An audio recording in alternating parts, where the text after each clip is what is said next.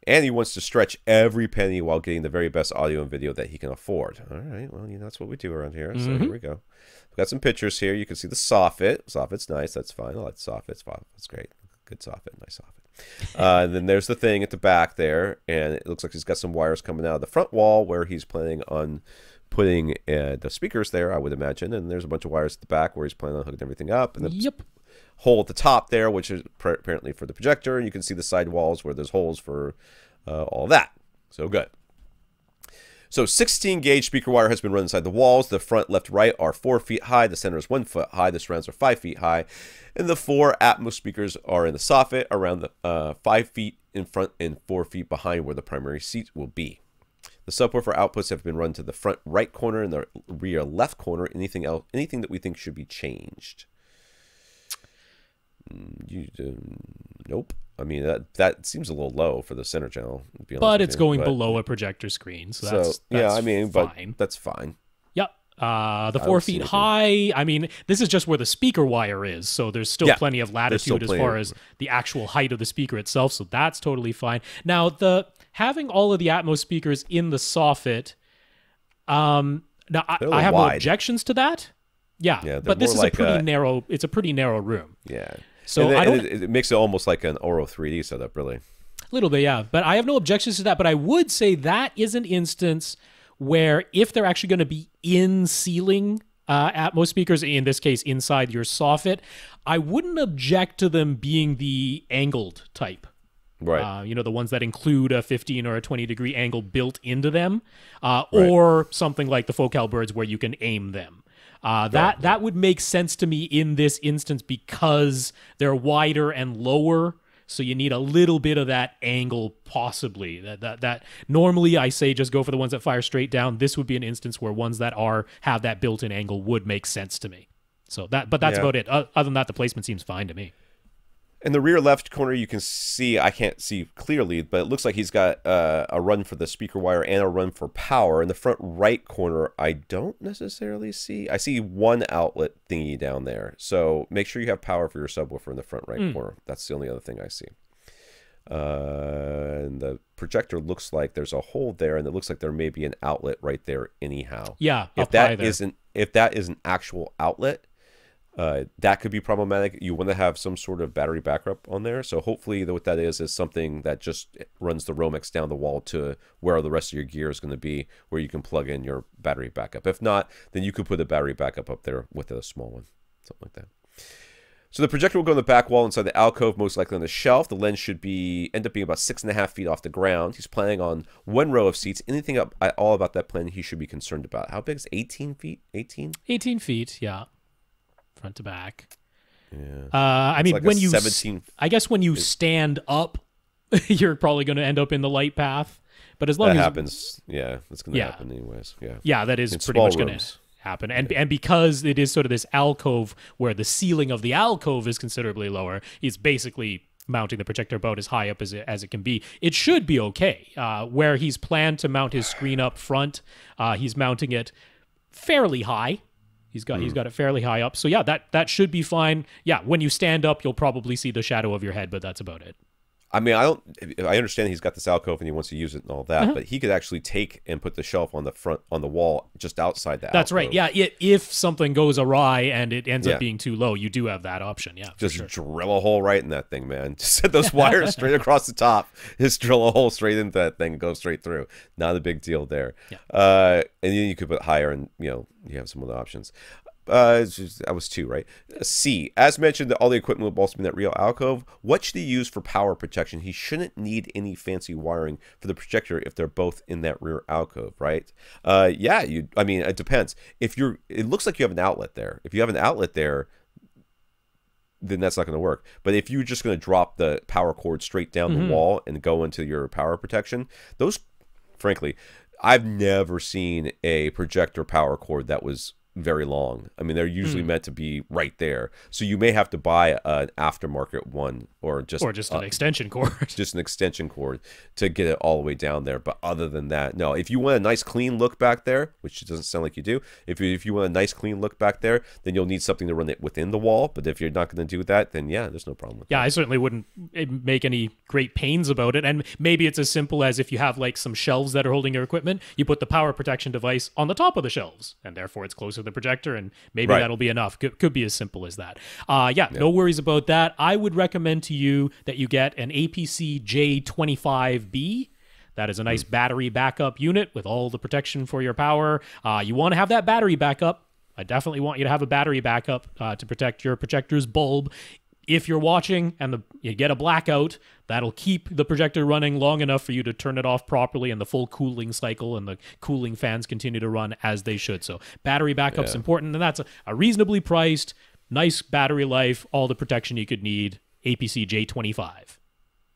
So the room will be carpeted, but he hasn't settled on any acoustic treatments beyond that. No plans for the screen to be acoustically transparent. Should he just put a couple of panels on each side wall, or do we think he needs more coverage than that? And if so, where should he install it? It's the same place as we always say. Couple on the back wall, couple at the first reflection points. If you can get one on your ceiling at the reflection points there, which I don't think you will, and that's okay. And then I'd be honest with you, I like 8 panels. Yep, that often works. Yep.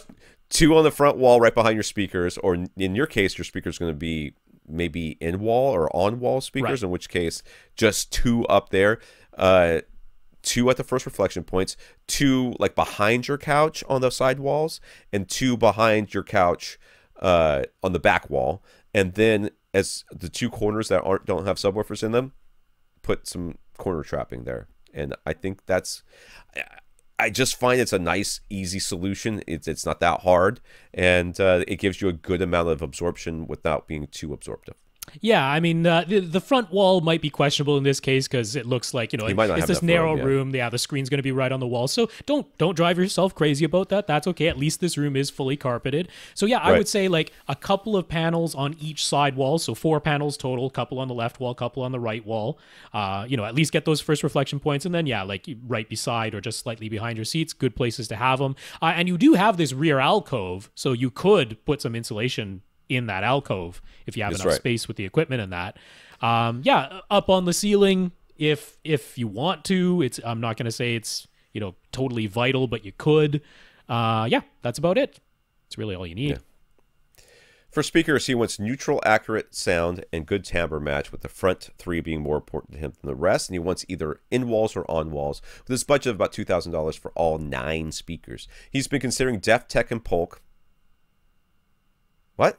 He wants those are easily found. So they are, but the neutral, accurate sound in Def Tech and Polk. Well, Polk's not that bad, but Def Tech has got a sound. I mean, they make no bones about that. They're not too bad, but anyway, so not a golden ear, but yeah, okay.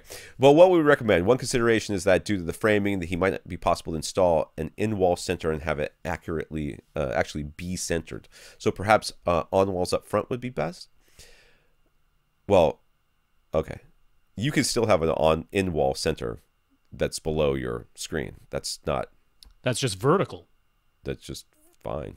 Yeah, it's just like literally the exact same model as your left and right. It doesn't have to be horizontal.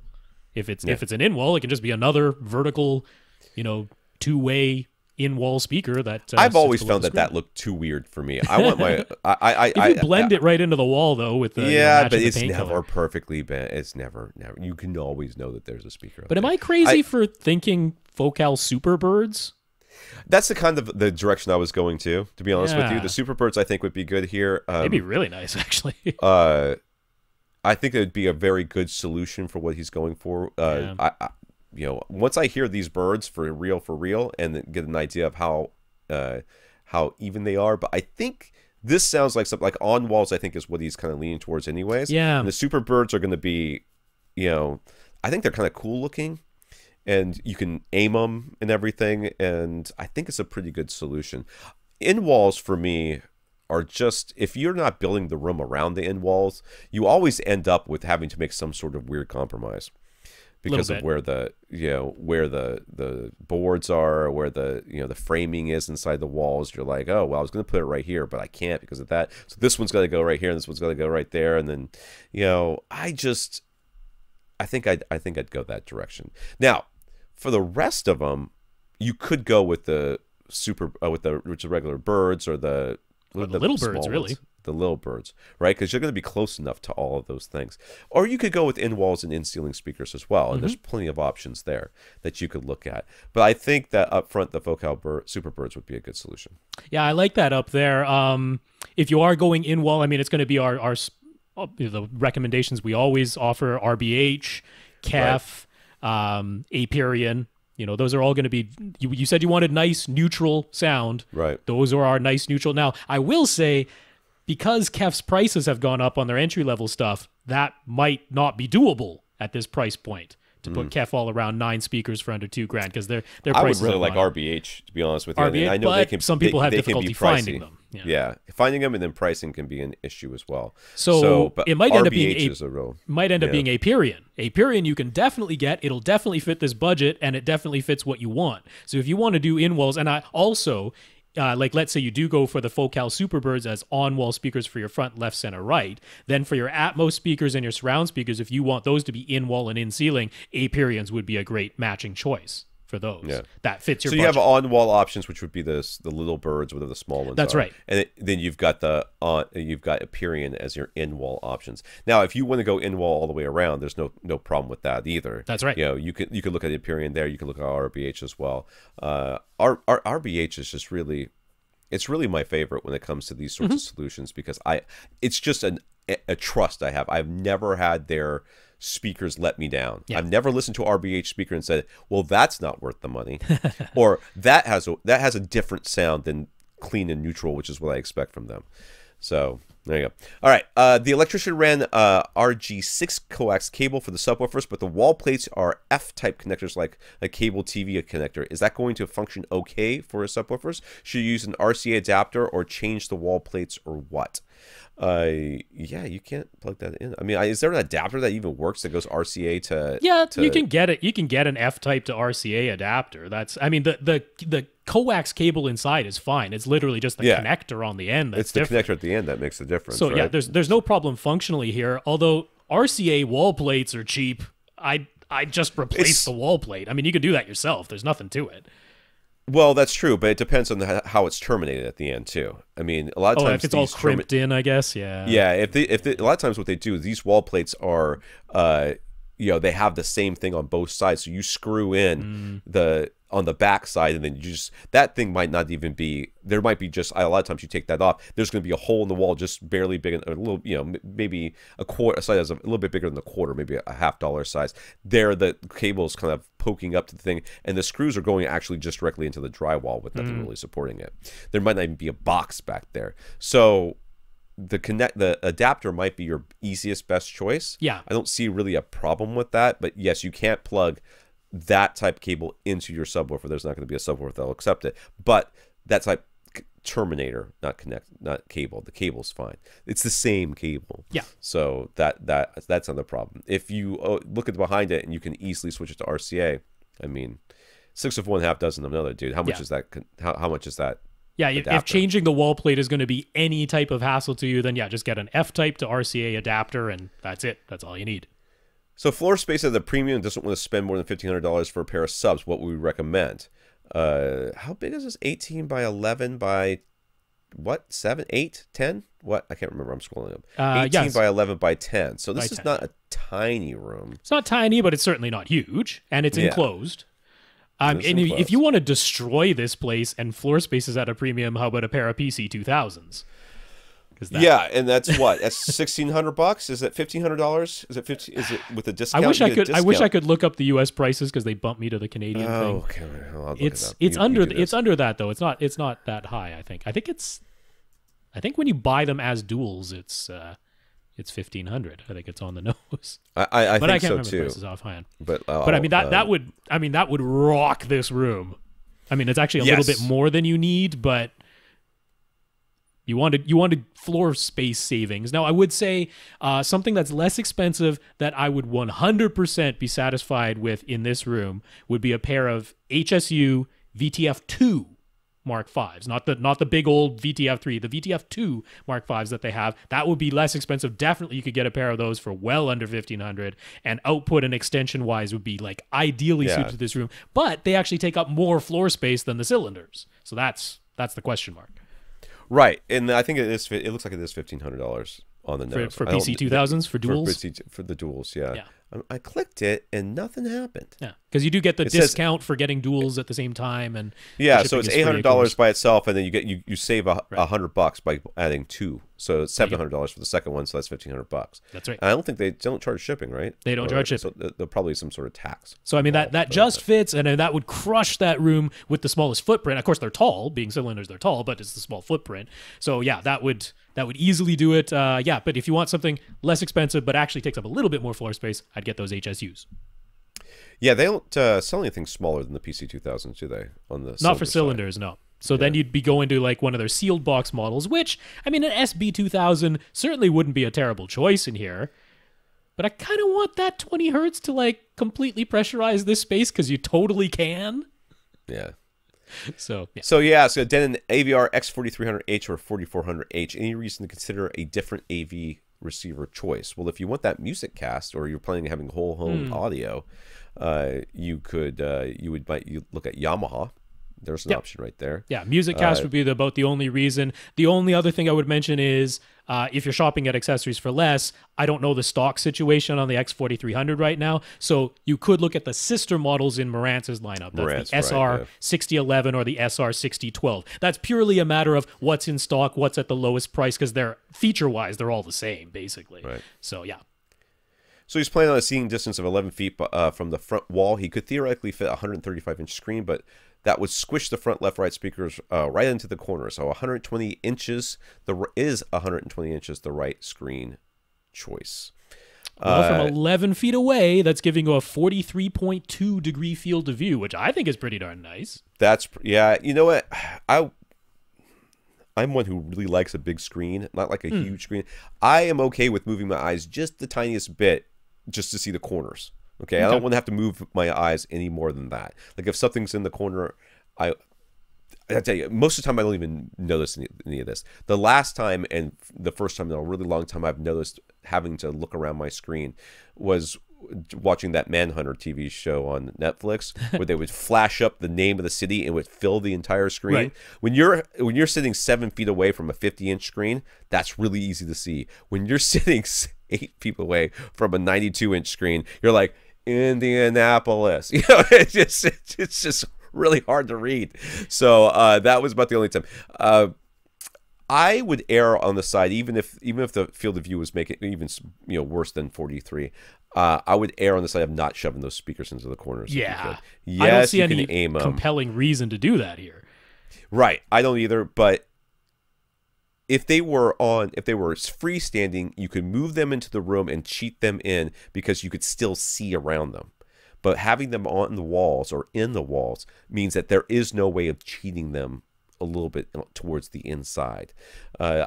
I really think that having them that far out just really makes it hard for them to image properly and doesn't give you quite the sound that you're going to want. Yeah. So, yeah, I would go with the 120-inch screen sonically. I think Rob's point of the field of view and everything is also right on. 43 is plenty big enough. But the sound, I think, is also a compelling reason. Yeah, don't kill your sound for an extra few inches on the screen. That doesn't make sense here. Yeah. So he owns an Epson 5025 UB projector, which is a slightly dimmer version of the 5030 UB. No plans to upgrade right away. Is there any reason for concern?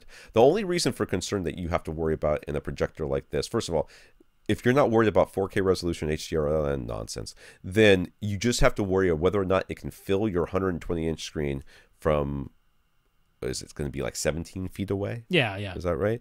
Which I would guess the Epson would have no problems with, but Rob will tell us for sure in a second. Oh yeah, that's totally fine. That thing has tons of zoom range, tons of lens shift, so absolutely. And no 120 problem. inches, like every projector on the market is like You know, you don't build a projector and then say, oh, 120 inches, it can't light that up.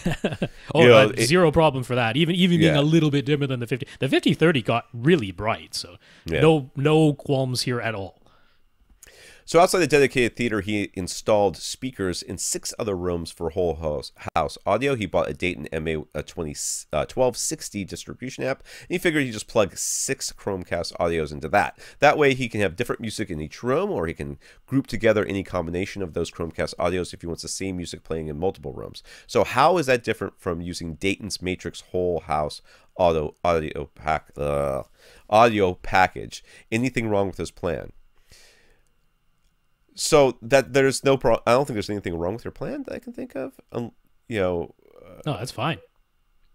The Matrix system just allows it. Like, let's say you had a CD player that you wanted the option to be able to play that out of any room. Well, being a Matrix switcher, you plug in one CD player, and then you can play that CD player source out of any one room or combination of rooms that you want to. You know, you plug in a Blu-ray player, a cable box, all into this Matrix system. You can then play that out of any room or combination of rooms. With the Chromecast audios, it's like, well, Chromecast audio is your one and only source. You have one Chromecast audio for each room, so you can play 6 different things in 6 different rooms. That's totally fine, but it has to be coming from a Chromecast audio. The Matrix package just lets you have other sources that would also come. But if you're not gonna, this is just for music, your plan is totally fine, and it's cost effective. So yeah, you're good. Yeah. To go. So the only issue that you would run into here is if Chromecast, like I've never used these audios, the Chromecast audios before, but if you can't say to the Chromecast audio, say, hey, I want my Pandora list from this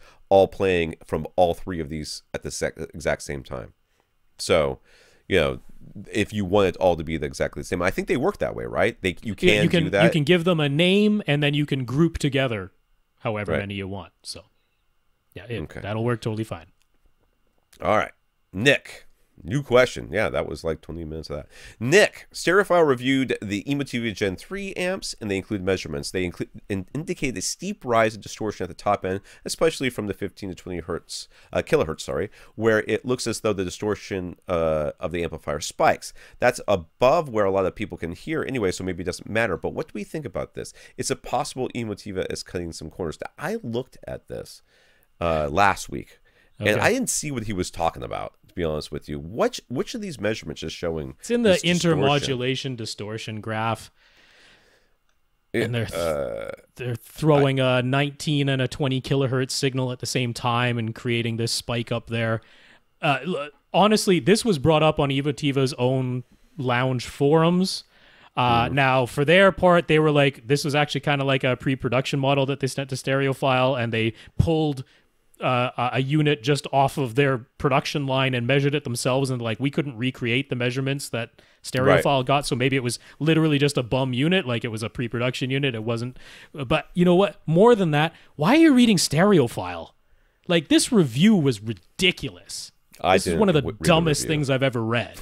But I mean, that's all Stereophile reviews. It's stupid. Like, why the comments that they're making? It's absolutely ridiculous. All this flowery language and everything. And you know what? They talk about the speaker wires that made such a difference changing these. I'm like, I don't know what speaker wire you used when you measure this thing. You got some stupid transparent cable with a battery hooked into it, and there's your distortion up at 20 kilohertz. Like, I don't know what they're doing. Like, they don't know what they're doing at Stereophile. It's a terrible thing to read. So don't put any faith in this. Besides all that, Home Theater Hi-Fi, which is Secrets of Home Theater, they measured these exact same amplifiers, and they measured beautifully. No distortion up there. They're totally fine, and they actually know how to do That's what Secrets of Home Theater built their name on measuring DVD players. They actually know how to do measurements. Stereophile has no idea what they're doing, so that's to them. Rob's angry. Well, I like angry Rob. I mean, people get led so astray by. I mean, Stereophile's been around for ages. There are people who put their faith in that magazine and want to sound like they're a Stereophile reviewer. I'm like, it's complete nonsense. I mean, if you want a good laugh, read that review. It's ridiculous. I didn't. I looked at the measurements. I was like, I don't have no idea what this guy's talking about. Well, not just the measurements, the actual review. Well, that's the other thing. It was like I sent a 1 kilohertz and then whatever through it, and I'm like, why are you doing this? Don't like measuring amplifiers is not hard. You just, I mean, you have to have the equipment. The whole thing was this tale of Mr. Objective and how Mr. Objective has no idea why things sound the way this. I'm like, just give it up, go away. Anywho, Rob didn't like that review. In case you're wondering how he felt about it, if you would like, he's going to tweet about it later very angrily. He has a couple more Diet Cokes and really gets hyped up. Chris thanked us for all the suggestions we made regarding the basement theater for his friend, where he's going to be taking care of installation and labor. Dude, I hope this is not just a friend. I hope it's like a friend. You know what I'm talking about? It's a friend. Because this is going to be a lot of work, dude. Yep. Don't be that guy. Don't be the guy who thinks you're going to build a home theater for a girl and she's going to fall in love with you. You got to get her to fall in love with you first. Then you build the home theater. Okay? It's carrot. There's no stick involved. But anyways. So he's got some questions to finalize the plans. The BenQ 2050 ST projector, Marantz SR6011 receiver, outdoor speaker depot, MK650 in-ceiling speakers, dual SVS SB12 NSD subwoofers, a Logitech Harmony hub, remote cables and in-wall wires in the projector mount from Amazon and Monoprice. All seems and looks like they will fit nicely in her budget. For the screen, he found a silver ticket, acoustically transparent option, but it only comes in a fixed frame. So it's but it's affordable. So do we think? I think you're not going to be able to get past that fixed frame to the rest of that, because we said to put it in front of that alcove. Yeah. Is she okay with you blocking off the alcove from now until the end of time? Because I have the feeling the answer to that question is no. Well, and that too, it's supposed to hook at the top and the bottom. Yeah. These fixed frames. You can't just hook at the top and let it swing. You know, it's just, that's not how it works. Further to that, as much as I like Silver Ticket's products, their woven acoustic transparent screen isn't one I would really highly recommend. You can see the weave on that sucker. I don't think that's going to be much of an issue here. Probably not, because the seating distance is pretty far. So, but altogether, she's all the way up against that back wall. Yeah, she's not going to see it. So the one I would really recommend to you, I would go with Elite Screens. And if you're going Elite Screens for acoustically transparent, I would highly recommend you go for their Acoustic Pro UHD version, which is the much finer weave. They have an Acoustic Pro 1080, which, guess what, has a less fine weave, and you can see the weave. So get the Acoustic Pro UHD. That's a very nice fine weave. The sound passes through it very easily. And they have an electric, motorized, roll-down screen called the Spectrum, where you can get this Acoustic Pro UHD material. Now, unfortunately, they don't have a huge selection of screen sizes. I think it goes 100 and then 120. But that should actually work in this particular situation. And if you get it from Amazon, even the 120-inch size is under $600. Now, that's more than the Silver Ticket, but it has all the features that you need for like a couple $100 more. It still fits within the budget, and it's totally worth it. So I would have to point you there. Now, normally for most people, I would recommend the Saker tab tensioned version of this screen from Elite Screens. That has many more screen sizes available to it, and I like a tab tensioned a lot of times, but that more than doubles the price. You're looking at like $1,200 all of a sudden, which... So the other one's not tab tensioned? No, the Spectrum is not tab tensioned, but it's not the end of the world. I mean, the price is a consideration here. It's a nice screen material. It's the electric roll down that you want at a price you can afford. So I'm okay with that here. The only thing I would be worried about with that is I would be concerned about breezes. You know, you're going to be hanging this thing basically right in front of a hallway. Yeah. So you want to at least stand there and test it out. You know, when the AC kicks on or the heat kicks on, do you feel a breeze? When the door opens, does it, you know, at the end of that hallway, is there a change in the air volume and that you can feel the wind moving around you or the air moving around you? In which case, maybe that non-tab tension screen is an issue. You know, I mean, there's a lot of things you could do here, but you know, we did okay. Anyways, this is an option. So he's a bit. He is. I mean, I almost wish we could just turn this whole thing around. That was my suggestion. On the other wall. That was my suggestion, right? Turn the whole thing 180, but that does all the things she said she doesn't want to do. So that's just out. I mean, I'm not gonna try and entertain an idea that has been rejected. You know. Yeah, I know. I understand. Yeah. But at the same time, I'm like, you know, we can make this work. We can do this. It's going to be non-optimal, and doing it within budget is also going to be an issue. But doing it within budget and we'll get you something good. It may be a little quirky. It may be don't open the door, or everybody starts to wobble like they're Jello. But yeah. I mean, at least acoustically transparent, the air can move through it, so it's not having the vinyl backing that acts as a sail. At least it's not that situation. Not as much. Yeah, so, all right. So he's a bit concerned that with a substantial listening distance, the outdoor speaker depot in-wall speakers might not get the job done. He's considering some Klipsch in-walls that go for about $450 a pair. Well, if you're going for loud, and you're going for in-wall and loud, Klipsch is always a very good option for that. But they're not the only horn-loaded speaker in town. Nope. We mentioned them quite a bit last week. We'll mention them again this week. HSU's horn-loaded in-walls, which are actually less expensive. And since he does still want to go with the Outdoor Speaker Depot in-ceiling speakers, they better match the efficiency of those. So you're not going to have this huge efficiency mismatch, which you might with the Klipsch. They can still play loud, they're still horn loaded, they're actually less expensive, and they match better with the other speakers you're going to use. So I don't see a downside in getting the HSU in-walls for this application. So where would we recommend installing the Atmos speakers, and what position names will we give them? Isn't she sitting on the back wall? Sitting on the back wall. So you're going to have the back wall. Top, middles, and front heights. You'd have to call them front heights. Yeah, That's going to be it. Yeah, you basically have them... have them directly above the primary seats there. Those will be your top middles. And then 5 feet in front of that, and you call them front heights. Done. Yeah.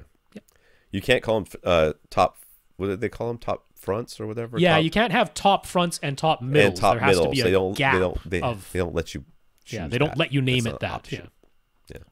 So none of the in-wall or in-ceiling speakers being considered come with backer boxes. What should he do on that front? Can he buy them? And if so, where? Well, most of these speakers will tell you, most of the manufacturers will tell you how much air space they want back there. So you just close off that amount of the the floor. I mean, the ceiling part that you're putting this thing in. So if it's supposed to be 1 cubic foot of air, you're like, okay, well, this is 6 inches, and this is that, and this is that, and that's a cubic foot. So block it off, and you're good to go. Yeah, literally a wood cross brace. Yes. Put that in the bay, and then line the area that's going to be behind the in-wall speaker, line that with insulation, because you do want insulation in there, but that's about it. I mean, you can very easily DIY that part of it. Yeah.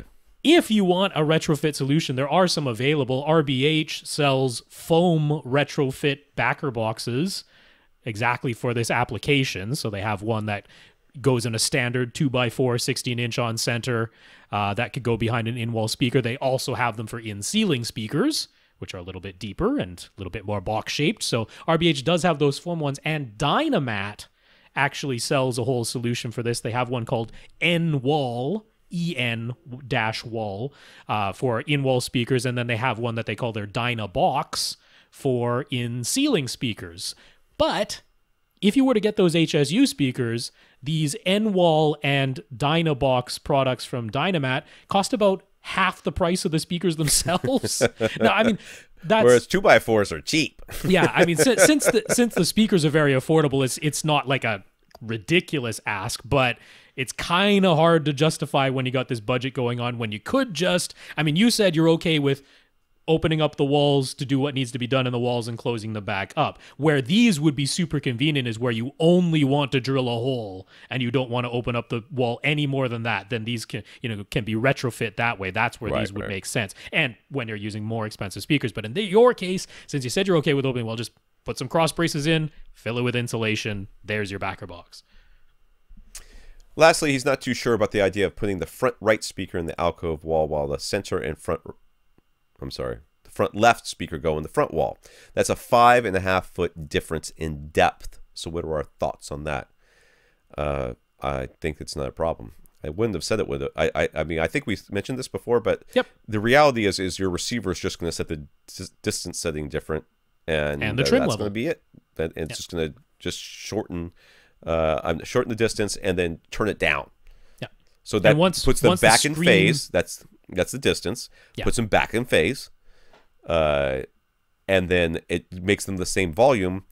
And once you can see the image on there, it's never going to be an issue. Yeah, it's never I mean, gonna be an issue. I totally understand that with the screen rolled up, you're going to think to yourself, oh, that looks a little bit weird. But first of all, you're gonna paint the grills so that it blends right in with the wall, so you're barely going to see it anyway. And when the screen comes down in front of all those speakers, you're totally not going to see them. So do not worry. I know it looks weird. I totally get that. But don't worry. Your AV receiver can handle it. That's right. Andy has the unfinished basement where they paid extra to have the 10-foot ceilings, and his wife was not thrilled about the idea of lowering that with a drop tile ceiling in the theater area. Blah, blah, blah. Okay. Yeah. Andy's wife and, what's his, Carl? Was it Carl's wife? I don't remember. Should talk about, the one with the architect should talk about why they have pipes hanging down there. He also wanted to clarify that he said 65 inches is the biggest flat panel size they're considering for two reasons. One, he wants a projector no matter what, so spending more on a larger flat panel would mean less in the $4,500 display budget for a projector and screen. Okay, that makes sense. And two, he's honestly isn't sure if a 75-inch would physically fit down the stairs, as there's a sharp 90-degree turn at the bottom. You can fit it. You might have to turn it up on its side. That's what I was going to say. Don't think of doing that. You got to take it out of the box, turn it up on its side, and then inch it around. You might not even have to take it out of the box as long as you turn the box up on its side. Yeah, maybe, but whatever. Regardless, a flat panel would only be for casual viewing, so smaller would likely be fine. But a bit of a washed out image on the projection screen would probably be fine too. So it's a bit of a dilemma. What do we think we should do?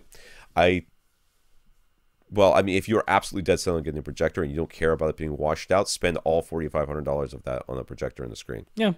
That's me.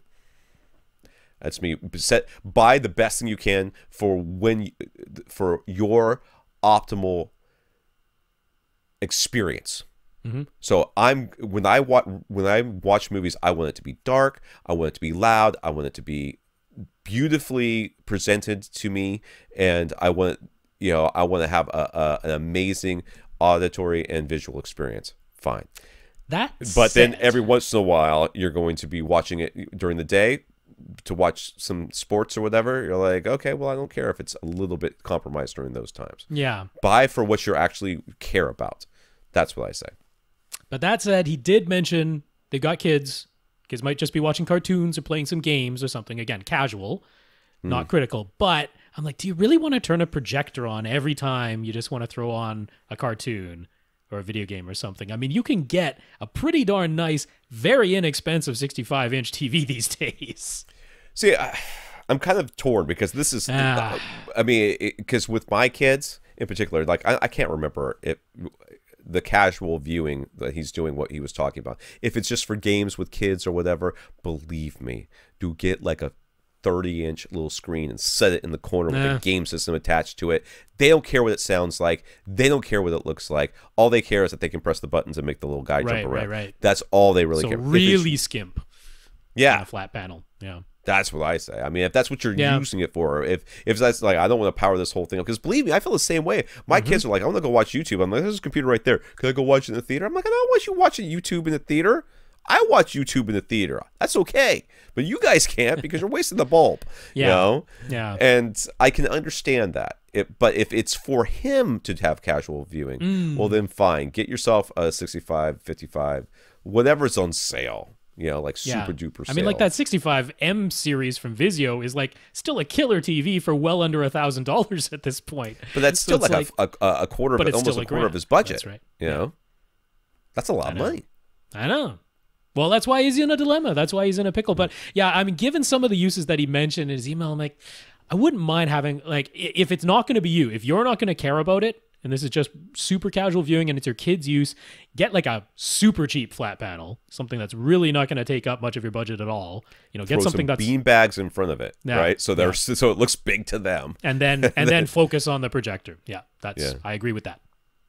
So all the stuff we said about the ceiling has been heard and agreed to. They would appreciate preventing sound from traveling between the upstairs and downstairs, though. So if they did say like double drywall with green glue in between, they'd have to do that for the entire open basement, correct? Wouldn't be much point of doing that only over the theater area, right?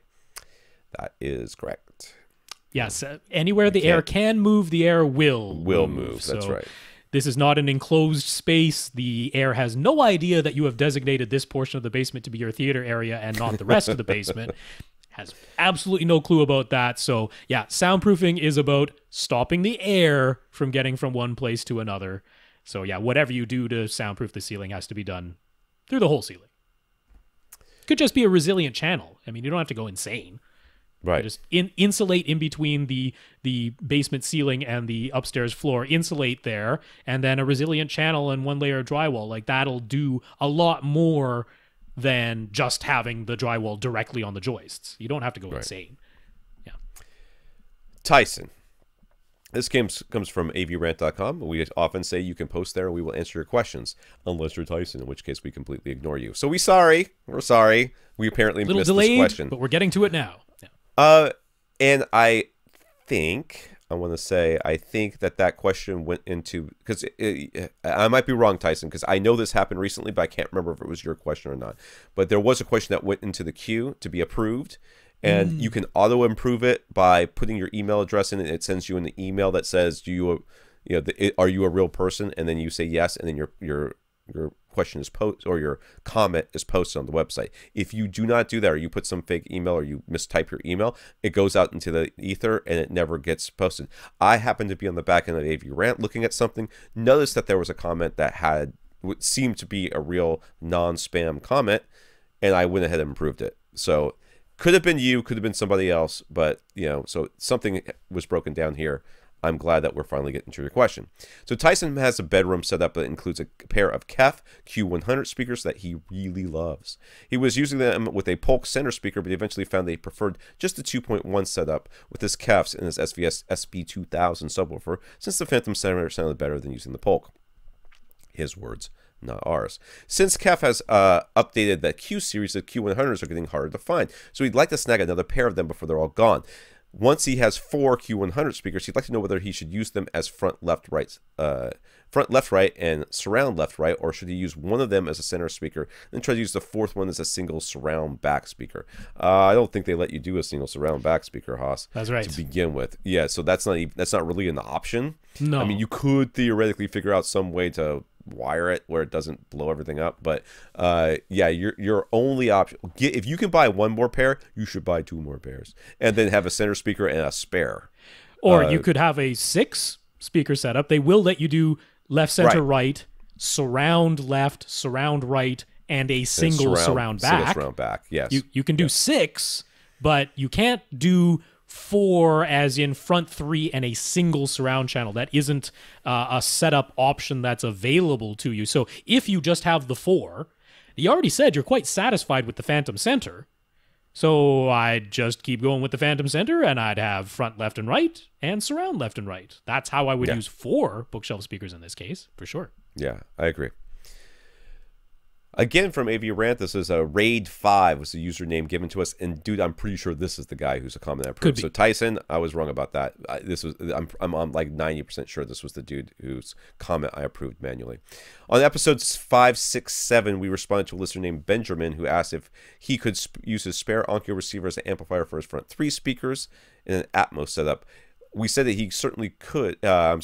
We said he could certainly power 2 channels, and we also said that he could sort of power the front 3 by matrixing the center channel from a 2 channel input. But Raid 5, this is the listener, not the stack of hard drives, noticed that the Onkyo TX-NR636 in question has its own 2 output. So couldn't that be used to power another 1 or 2 speakers? I have to be honest with you. This whole question just confuses me. Hold on a second. Let me think about this. This was the guy. He had an extra. He bought a new receiver. He had an extra receiver, and he wanted to use that extra receiver to power his front speakers. Well, he just wanted to use it as an amplifier, right? So he got one of the Atmos models that has 9 amps built in, but he wants to use 11 speakers. So he's like, "Hey, I have this spare receiver. Can I just use that as an amplifier?" But if they only had pre-ins for.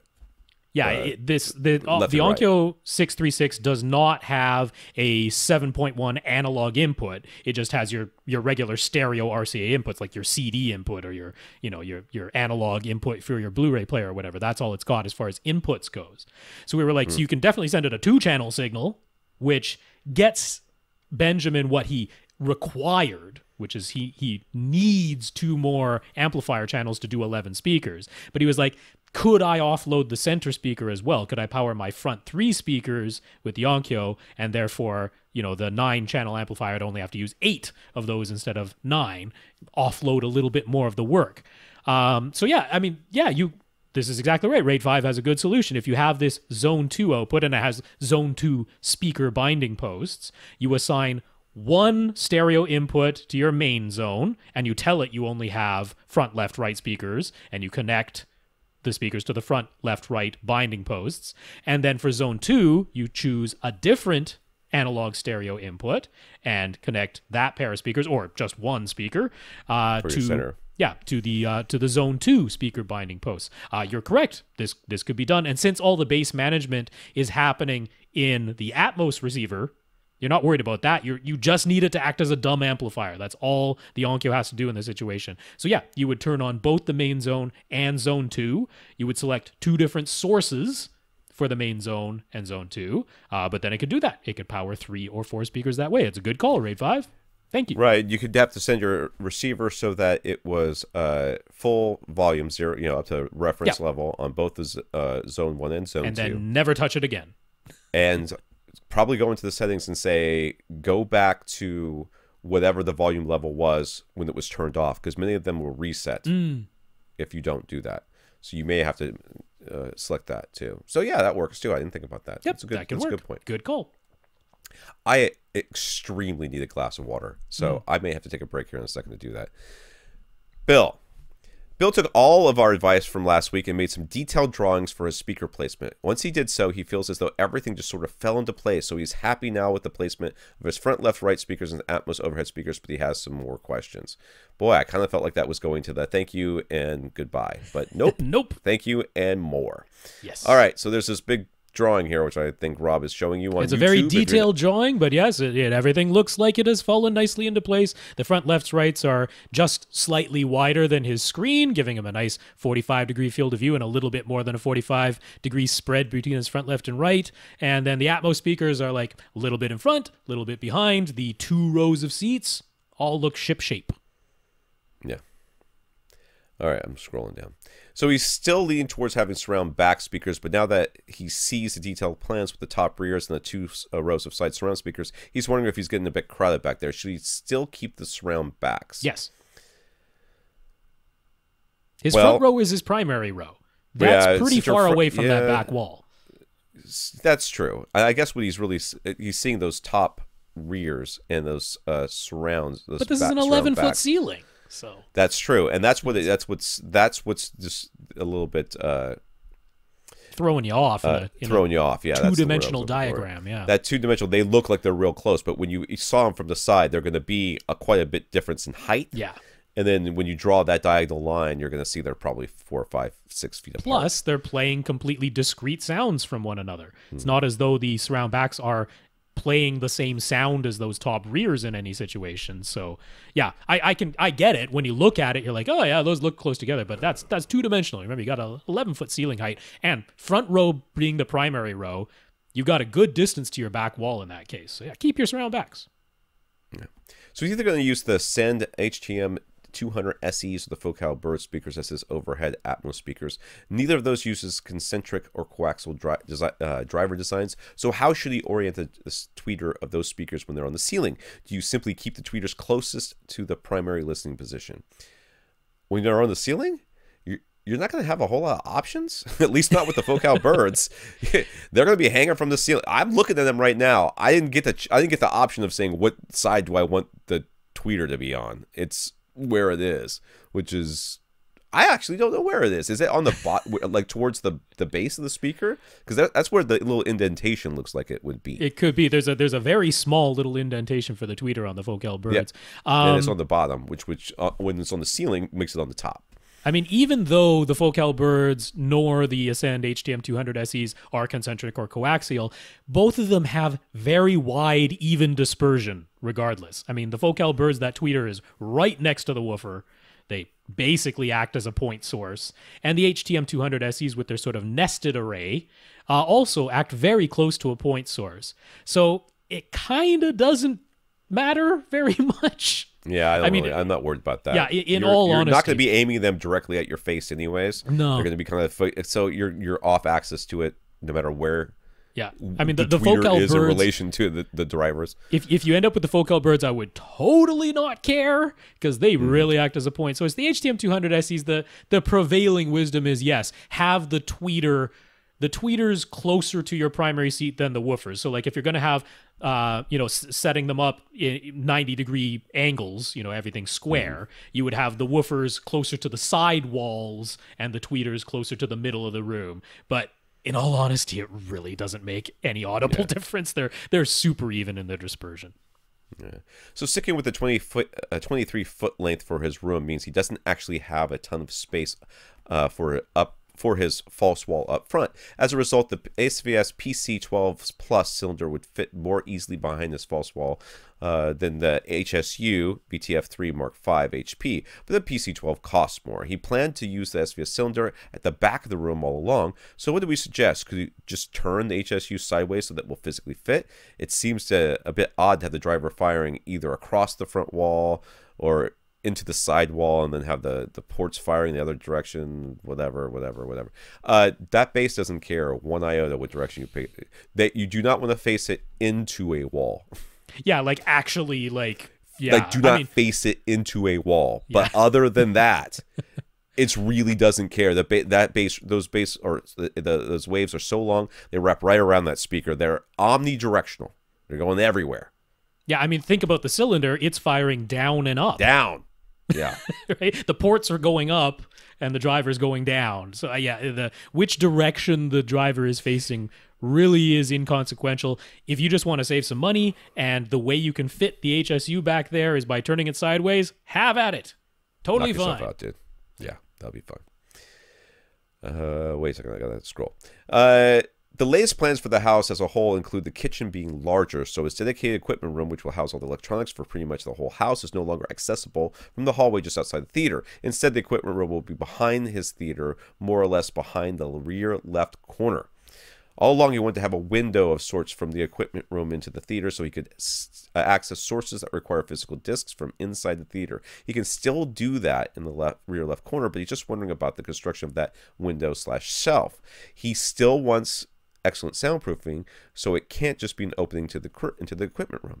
But the cables from all those sources still need to get back into the equipment room. So, most of all, those sources still need ventilation. The equipment room will have its own dedicated HVAC. So, should he just install some fans to circulate the cool air through the window/shelf, or should he keep it completely sealed and rely on air circulation within the theater to ventilate those sources? Can't he use this as that dead drop room that we always talk about for his HVAC?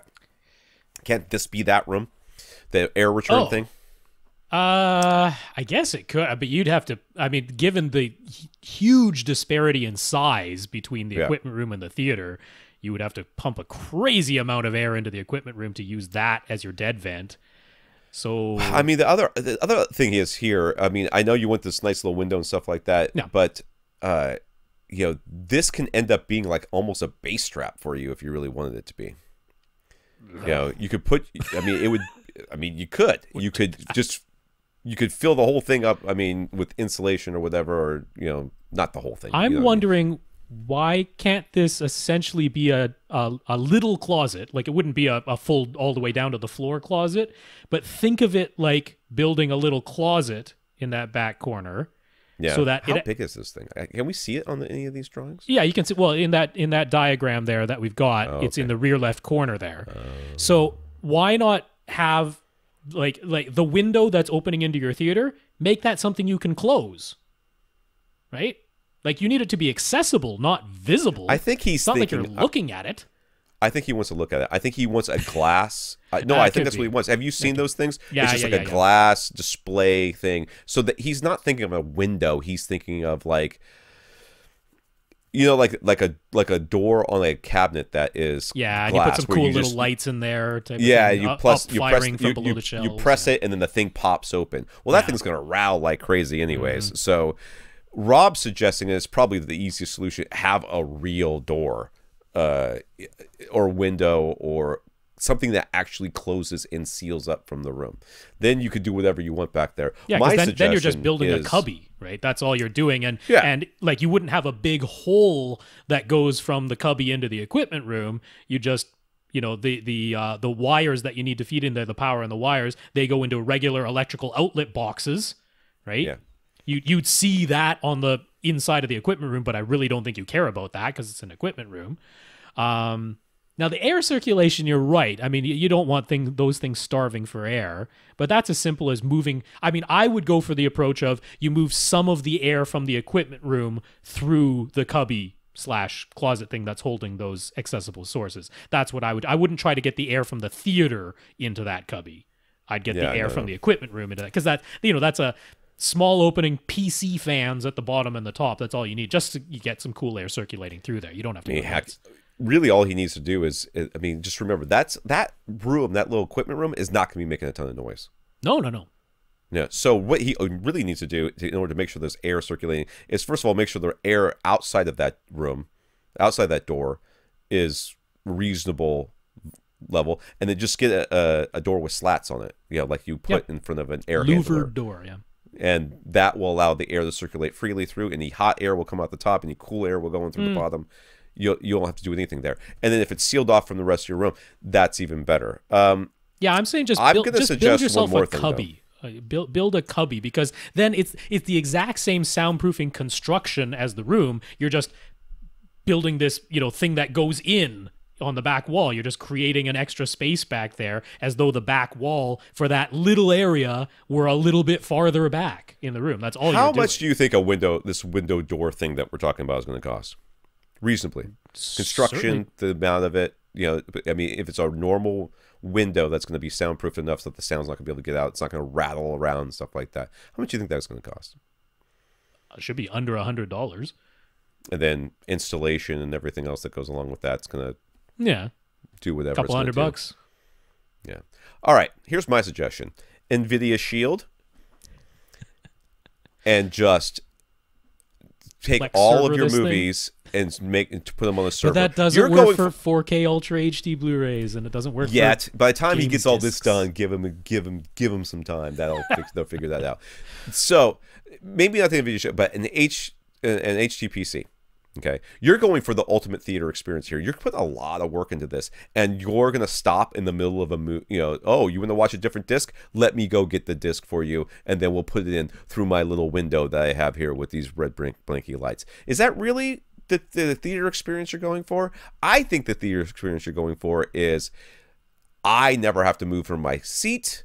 I have my remote control. It has access to all of my movies, which I have put on a server, and I can access not only here, but on anywhere in the world through the wonderful World Wide Web, where I can stream it directly to my phone or to my whatever, Chromecast, whatever I want to stream it to. That's what you want. You want to power up your theater, and then this, you get your, what's his name again? What's his name? I can't scroll it up. The Bill's Theater logo that you've had Fiverr guy make you a logo that you can splash up there at a bajillion pixels, right? 4K resolution.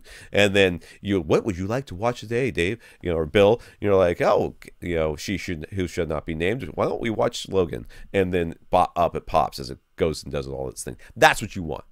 You don't want a little window where you're putting discs into things. That's not what you want.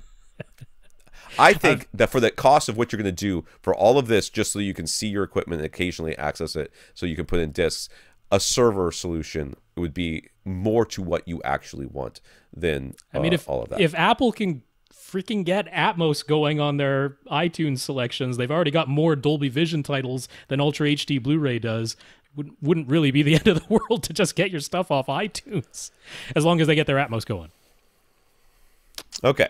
Lastly, just reiterating from last week, he wants to pre-wire his whole house for audio, low voltage, Ethernet, and hopefully future-proofing as well. Wire is cheap, and the time to do it was when all the walls are open, but that isn't exactly sure what to run. What should be his plan of attack? This was when I was saying conduit. We were talking about conduit. Yeah, just run conduit to the places where you think things will want to be, and then you can pull whatever wires you want for later. I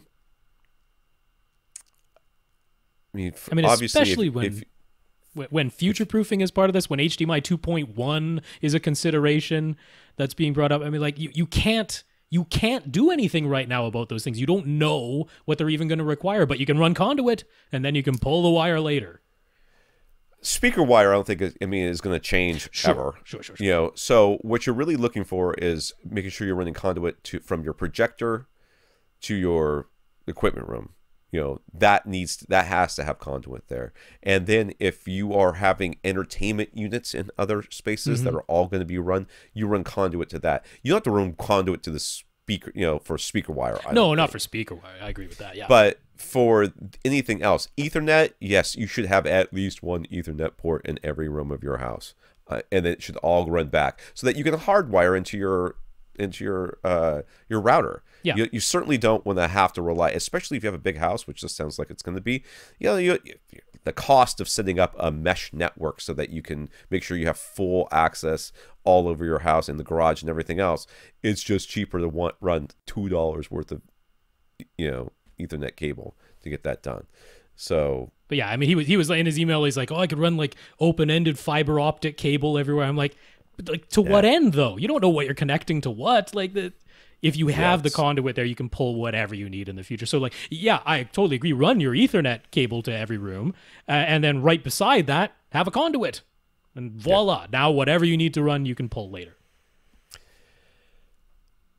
Barry has an L-shaped basement room. Once you come down the stairs and turn to the right, that's his 16-foot wide, 13-foot long theater area.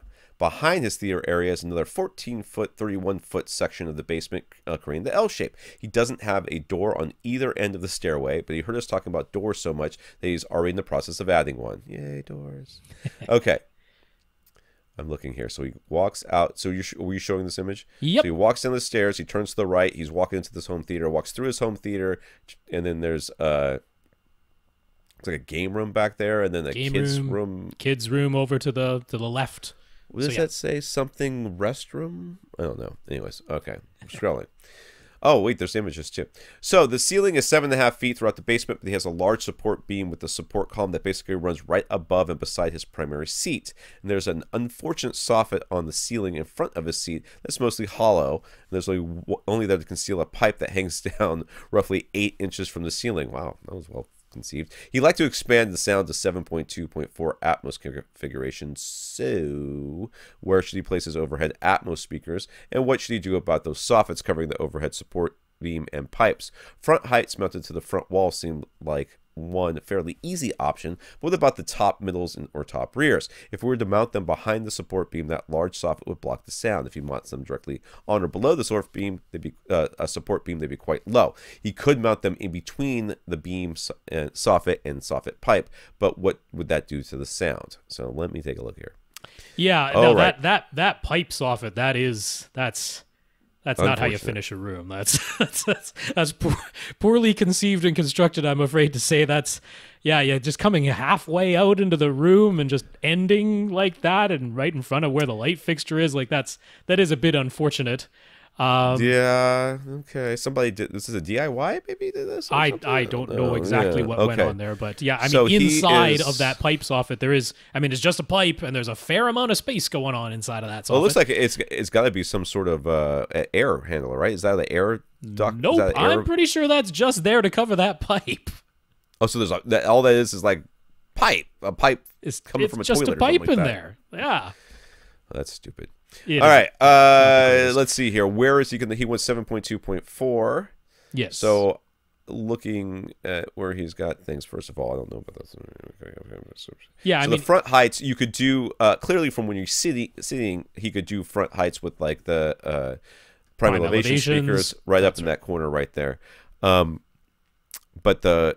I would straight up put those... Because he sits in the recliner, right? Not in in the forward-facing... I would do top middles right in that thing over your head. Right in that beam overhead? Yeah, that's where I would put them. Now I don't know. I mean that beam might be quite full. Like that's the thing that's holding up the rest of his house. So well, you could put them to either hollow. side of you. Yeah, it might not be. You could, in which case it's just really easy to put them up there because you just you couldn't put in walls in there. I don't think. Right. Yeah. In ceilings, I don't know what you're going to be drilling into in there. I would assume in ceilings are out for any of these things that we're talking about because we got no idea what's going on up there. Yeah. But so your option could be an on ceiling option like the little birds, something like that, or any sort of like those little itty bitty cubic speakers that you might want to put up there, or you could put to the sides. I can't tell to the left side, but to the right side for sure, you could put another prime elevation speaker up there. Oh, okay, on the side walls and on the side down. wall. Yeah. So I mean, something like NHT Super Zeros mounted facing straight down from that overhead thing that could work. The other thing you could do is you could suspend the top middle. They'd end up being called top middles because they're going to be right overhead or just slightly behind you. You could suspend them from just behind that overhead support beam so that they basically come down to the same height as that support beam. I mean, that's one other thing you could, if you don't want little speakers hanging down from that support beam. You could actually just drill them straight into that support beam, on the side, and then have them coming around the edge. We just don't know what's in that support beam. I mean, it's clearly a support beam. Yes. Which, we don't know how much you're going to be putting a couple of holes in it. So regardless, I wouldn't put any of your overhead speakers in front of that support beam. No. I'd either put them, like Tom says, on the side walls as prime elevations, on the support beam itself, or hanging down just a little bit behind the support beam. That's where I'd go. Is this the pipe I'm seeing in this picture right here? Here's the pipe. That's all that's inside of that small soffit that's in front. This is all that's inside. You're seeing inside. So he was thinking he could tear down the smaller soffit covering the pipe and cover the pipe with something less intrusive. Could that maybe help his acoustics and Atmos speaker placement? But I don't really think it's going to do anything for speaker placement or your acoustics, to be honest with you, unless this thing is ringing. I would... You could make it look a little prettier. That's doable. You could make it smaller. I mean, just on general principle, and extend it. So that it goes all the way across the. Yes. Just halfway through the room is really irritating. Just looking at that makes me slightly angry at whoever did it. That's not how you're supposed to soffit things. That's not proper design going on there. I mean.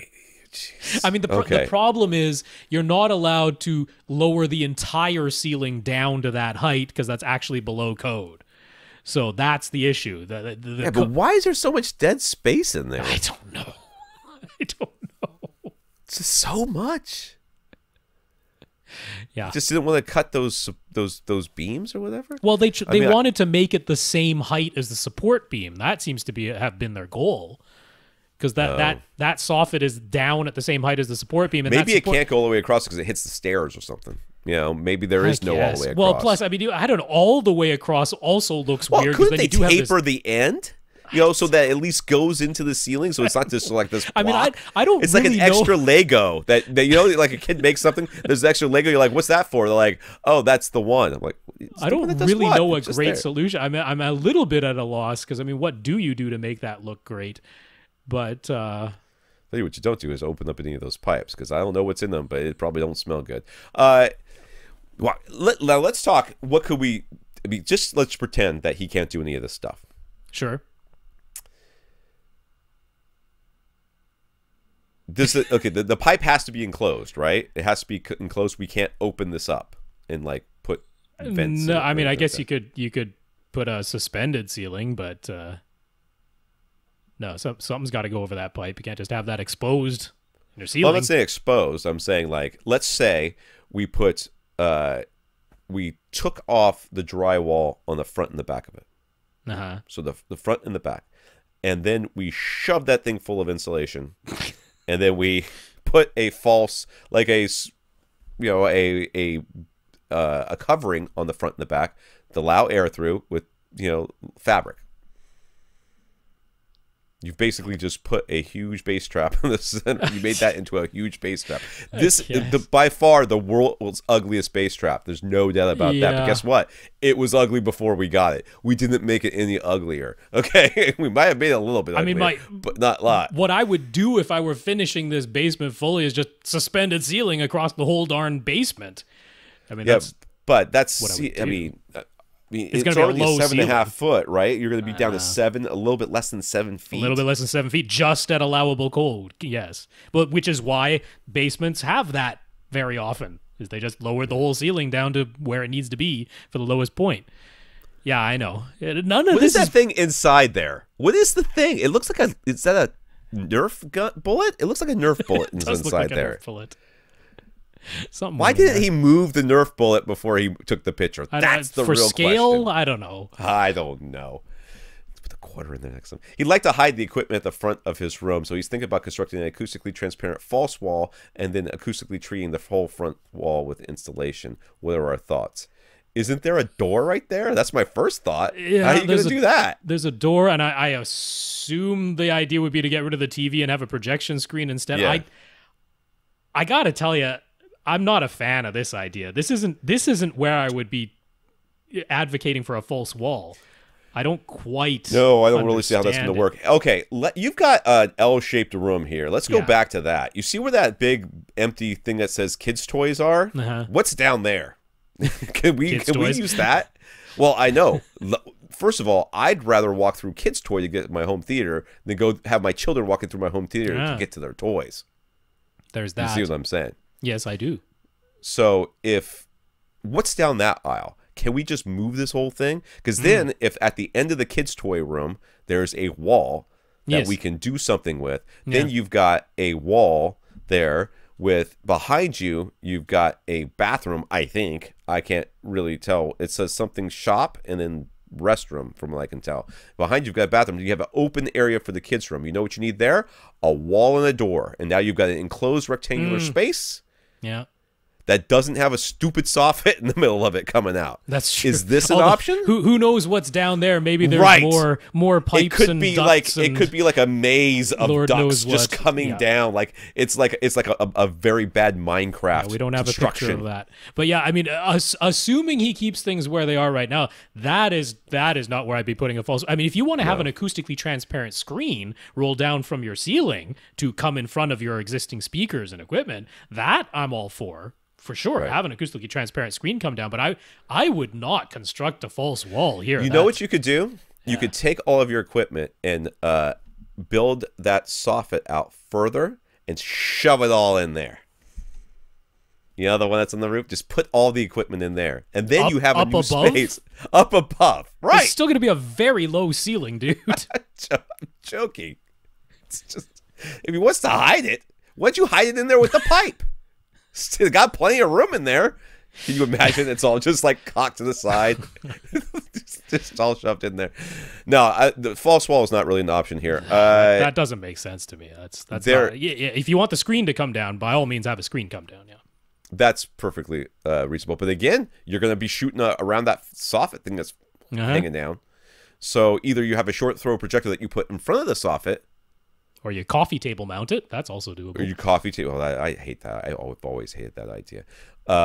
Or it's shooting basically anytime anybody stands up, you're going to block 75% of the screen. So I mean, what's in that kid's room? I don't love that. What's in that kid's room? It's my answer to this question. How are we doing time? I still Poorly. really need some water.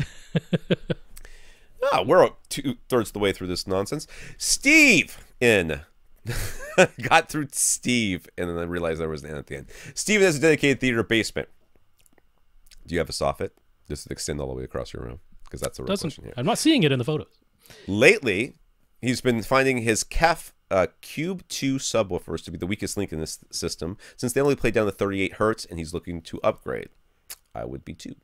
The price is attractive on the SVS SB12 NSD, but would be worth extra money for the SB2000s or PC2000/PC2000s to get the low bass he's after. The theater is enclosed. It's 16 by 15 by just under 8 feet. 16 by 15 by just under 8 feet. Now, I can say right away, there's no reason to spend more on SB2000s over SB12 NSDs. That's no sort of valuable upgrade right now. Like with the current sale price on the SB12 NSDs, that one wouldn't be anything. Now, why isn't he considering the PB12 NSDs? Are they too big? Because he's considering. Well, they're not on sale anymore. They sold out of those. Those are gone. Okay, that makes sense. All right. Now, a pair of PC 2000s in here, because this is just shy of 2,000 cubic feet, which is a medium-sized room by every account. Now, the SP12 NSDs in a medium-sized room are completely competent. But for that really low 20 hertz stuff, like if you want to get the full pressurization thing we've been talking about, and I happen to know from Steven's replies, he is kind of interested in that. Okay. A pair of PC 2000s in here, or PB 2000s, of course, would same thing. Like they would crush this room. Yeah, it's for me, like when I was reading the dimensions of your room, the 16 by 15 by 8. Yeah. I was looking at that the sealed box versions. Like the 1000s, I know that would not be okay with. I mean, PB 1000s, PB ported box 1000s in this room size wouldn't be bad at all. I think the ported box 1000s would be fine. Yes, they would. But the 2000s play lower. Yes. Not a lot, but enough that it makes a difference, and it's worth the money in my case.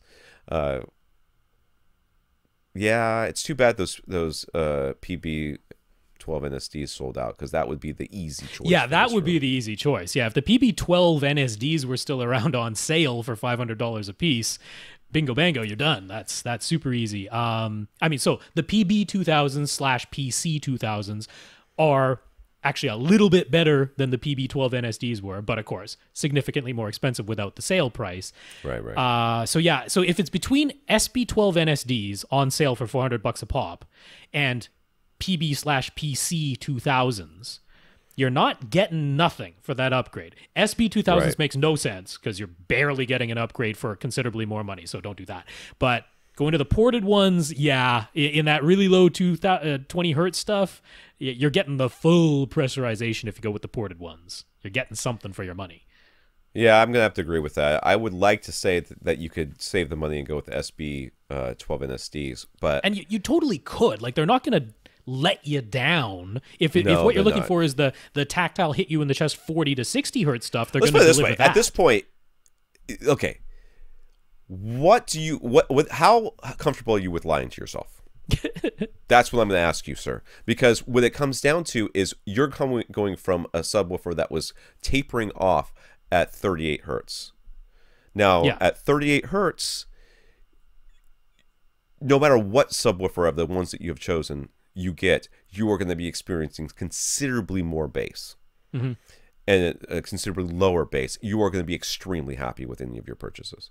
Now, will you have buyer's remorse? That I can't tell you. So, can you lie to yourself and say that the SB12 NSDs will give you everything you want, and that Tom and Rob, they're just trying to make you spend more money for not a lot of value? If you can say that to yourself, you should get the SB12s. Because I guarantee you are going to be impressed. You're compared to your Cube 2s, that's going to be night and day. You are going to be absolutely blown away. You're going to be over the moon. But there's going to be that doubt in the back of your mind, I think, and that's why you have to go with the PC. Honestly, look at this 2000s. Theater. Look at this theater. This is a nice theater. He has put effort into this theater. A couple of PC 2000s in there. There will be no doubts of any kind. Yeah, there you go. Yeah, that's my I agree. Bobby. It's hard for me to say Bobby and not think of Supernatural. Bobby is at a crossroads. Well, that didn't help. Okay. He's ready to upgrade his 106-inch manual pull-down screens from Elite to a 120-inch tab-tensioned motorized screen, but he's torn between two options. Bobby's in Canada, so for motorized tab-tension screens, a LunaVision, which we have talked about here, is less expensive than Seymour AV north of the border. The Seymour AV is never really the cheapest option, but go on. The Titan line from a LunaVision is a LunaVision or Luna? I don't know. I always say a LunaVision because it's easier to say than a LunaVision. LunaVision seems like a good value pick. $750 Canadian, which is like I think $45 American. However, since he expects to have this screen for a while, he's wondering if it's worth it to pay nearly twice as much. It's $1,400 Canadian, and get the reference studio model. Is that also from the LunaVision? That's also from a LunaVision, yes. Okay. They have two different series, yeah. The reference has a 3-year warranty versus the 1 year for the Titan, which is nice, but he's mostly concerned with screen quality. He doesn't mind paying more if it'll be worthwhile. But is there that much of a visual upgrade between the two screens? He has a BenQ W1070, doesn't use 3D, no foreseeable plans to upgrade to 4K, and has full light control, so he doesn't need the extra screen gain of the Titan, which is 1.2 over 1.0. How far away is he sitting? Do we know? We don't know. No, we don't know the distance. But I mean, these are both just basically your flat white screens. These aren't acoustically transparent. These aren't acoustically transparent or anything like that? These are just plain white screens.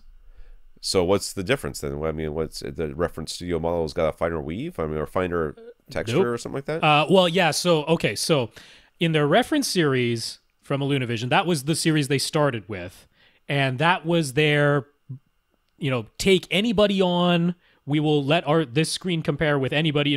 They're basically targeting Stewart Film Screen.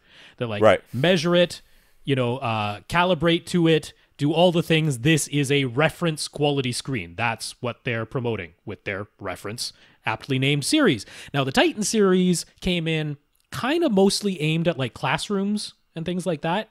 It's their more affordable, cheaper case, noisier motor, smaller roller, all the things to bring the price down. Cheaper vinyl screen that doesn't measure as accurately as the reference one, but it's like half the price, right? Totally applicable for a lot of uses, right? So is there an argument for getting the reference? Well, is there an argument for getting a Stewart Film Screen over a silver ticket screen? Yeah, there's arguments to be made for that. If you want this like completely reference grade, completely neutral, a perfect Lambertian diffuser, like all of that stuff, all the things you would bring in a pro calibrator to measure. Right. That's what the reference is targeting. Plus, it's the bulked up case, the larger roller, the quieter motor, all of those things.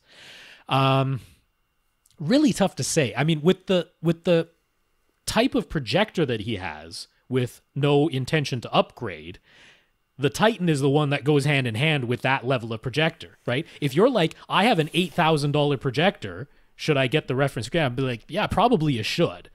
But when you're talking about a $750 projector, like that's kind of what the Titan line was meant to go along with. Yeah, it's just your standard vinyl white screen. If you completely measured it with a light meter, it's not exactly color neutral. It's not a perfect Lambertian diffuser, all of those things. But it's still a very nice white screen that has all the features you want for like half the price. Myself, I think the Titan is the appropriate choice here. But an argument can be made for the reference if you're like, this is the last screen I'm ever going to buy. But how do you know? You get a larger room, you want a bigger screen. Yeah. It's tough. I think that's where I fall too. Yeah. I fall in the you're going to live with this screen for a while. What is a while to you? Yeah. And how confident are you in that you're going to be living in it? Are you going to upgrade your projector before you upgrade your screen again? If that's the case, where do you think you might land then? How long do you think this screen is supposed to last you?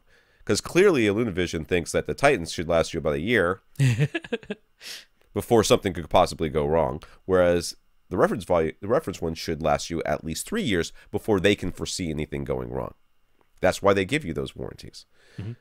So when is this upgrade going to happen? Is it ever going to happen? Are you just going to keep throwing bulbs into this projector until someone blows dust in it and forget out the cobwebs, and then you upgrade at that point? That's tough. The question that you ask. And then you take and say, okay, if I'm going to be living with this projector and I might go through on this screen, I might go through 2 more projectors before I even think of upgrading my screen, I think it's worth it to buy the bigger one, the better one. That's to me, if it's like you've already built the full dedicated room, you know you're going to be staying in this theater, this is the screen size you want, this is going to be the next 5 to 10 years of your life, it's like you can make the argument for the reference screen. If there's any chance that this is going to be changing, you know, then I'm like, just save the money, because the Titan's a nice screen. It's a completely nice screen. Right. I think it just sort of like you have to average out over the number of years you're planning on using it. Yeah. Daniel, Daniel has up-firing modules on his front mains, and so far, Atmos modules on his front mains, and so far they've been underwhelming. These are the ones that you put them on top of your speakers, and they fire up into the ceiling, and they bounce off the ceiling, and they come back to your seat. That's correct. Or so they say. Anyways, he's found them underwhelming. Their sound, but it's not very noticeable. He has 11-foot ceilings and sits 11 feet from the front speakers, which may be part of the problem. Might be. There's some debate there. Daniel has a Denon AVR X2200W that can only run one pair of Atmos speakers, so he'd like to get the most effect he can. Would he benefit from switching to front heights? If so, how high should they be placed? And would Little Birds or in-wall speakers from Outdoor Speaker Depot or Monoprice pair well with his Yamaha speakers? Top middles would probably be better, but aren't really an option due to the placement of a ceiling fan and really not wanting to cut into the ceiling drywall. Cutting into the front wall is fine, though. And we've got a picture here. Yeah. A picture. It's just that I one wouldn't picture. be doing any in-walls, dude. Like that doesn't make sense to me. I do something that goes on the wall. That could make sense. I mean, honestly, you could take the upward firing modules that you have and mount them high up on the wall. They'll function just fine as front heights. I would totally do that first. Yeah. Like, I would totally take what you've got and literally get like one of those 3M sticky hanger thingy jobby thingies and just stick them up there for a little bit and see. Because I don't think this is going to be worth it. Okay? Yeah. I don't think front heights by themselves are going to give you the upgrade you're looking for. You are looking for top middles. Yeah, you're looking for something more with front noticeable heights. directly overhead. I've lived with front heights, and every once in a while I go, oh yeah, they're up there. Right. That's my experience with front heights. Now, the speakers I've got are very good. They're the prime elevation speakers, but they just don't, by themselves, they're just not that much to do. Yeah. There's just they expand the sound a little bit up. This is not going to give you what you want. This is a waste, I think. I think even taking your speakers, your current speakers that you have, and mounting them somehow to your ceiling, because these things are tiny and light. Yeah. Right? I know it's going to look stupid with the speaker wire going up there. Believe me, I know. I'm literally looking at speaker wire on my ceiling right now and thinking how stupid it looks. But it's going to give you more of the experience that you want.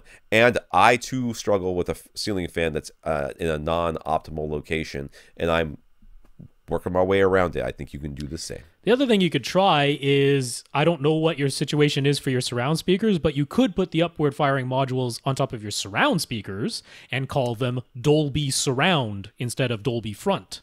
Yes, that's true. That'll help give you a little bit more of a, oh, that's actually above me effect instead of in front of me effect. The other thing that I'm worried about here is that these upward firing modules, Rob is of the opinion, and this makes a lot of sense to me as well, that the bouncing off the ceiling is more for mental effect than it is actually doing anything audibly. I think it's mostly that head-related transfer function filter that's applied when you label them as Dolby speakers in your AV receiver. So they're playing with the phase in order to make you think it's coming from above you, sort of thing.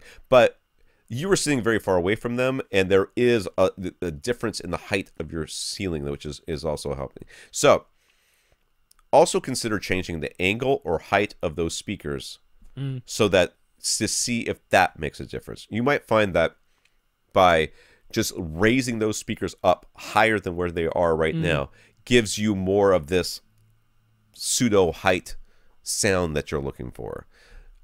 So I would play with what you've got for a very long time before I ever made a purchase. Yep.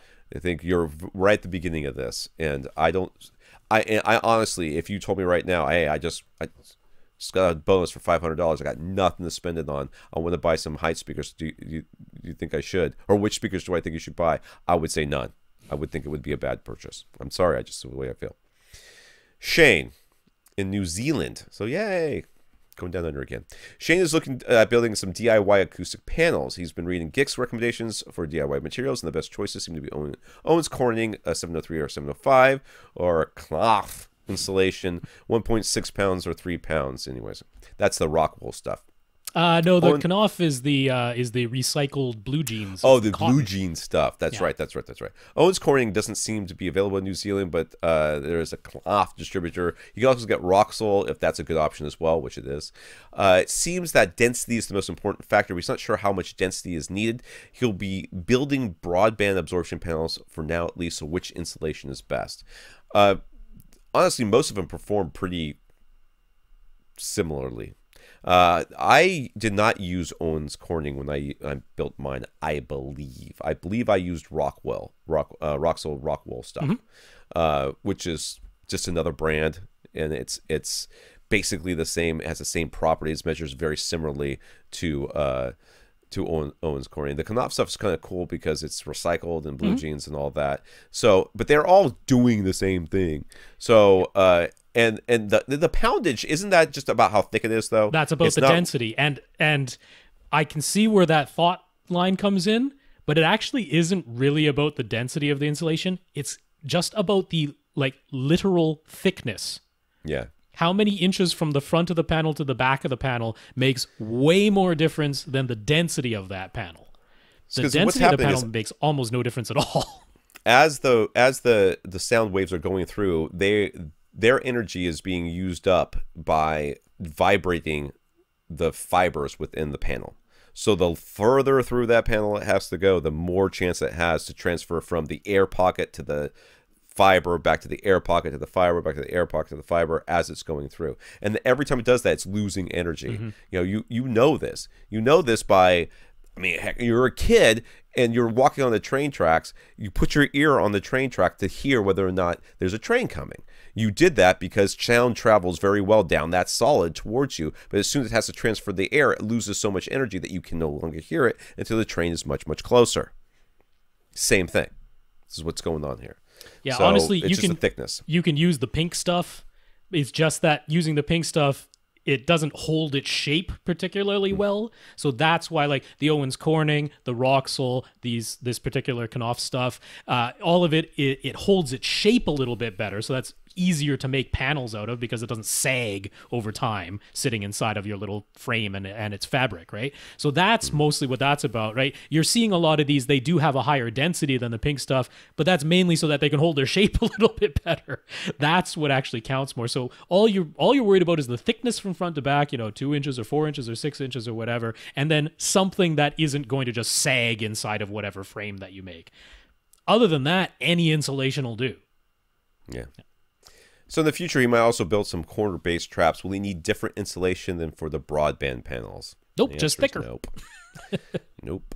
Yeah, a lot of people just cut it into triangles. They cut them in triangles. Stack it from floor to ceiling. Yep. So just do that. Do we have enough time for John? I have whatever time you have, man. I'd like to get as many as we can. We have 22 on the list this week, so it's... Well, the 13 is pretty good. It's a good chunk of that.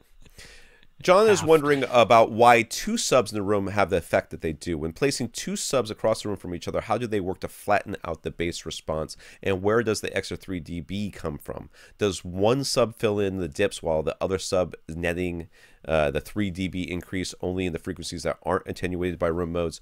Or do they work together to cancel room modes so that they both play flat, netting a 3 dB increase across all frequencies? I can give you an inaccurate but easy to visualize explanation. Is he going to do the ripples in the water thing? No, not quite. I mean, it's akin to that. Okay, go on. So, okay. Let's say you have one subwoofer on one side of the room and it sends out its bass sound wave. All right. So that bass sound wave travels across the room, bounces off the wall on the other side, and comes back to the subwoofer. Now, in a room mode situation, what's happening is the sound wave that bounced off the far wall and came back happens to perfectly overlap or perfectly inverse the sound wave that's still traveling from the subwoofer to the wall. So one sound, or the same sound wave but across different time, but the sound wave is going from the subwoofer to the far wall and then bouncing off that far wall and coming back. And in a room mode situation, it's either perfectly overlapping or perfectly the inverse, canceling it out, creating a null. Now, when you put the second subwoofer on that opposite wall, you can think we had this one that went across, bounced off the wall and came back and either perfectly doubled up or was perfectly inverse.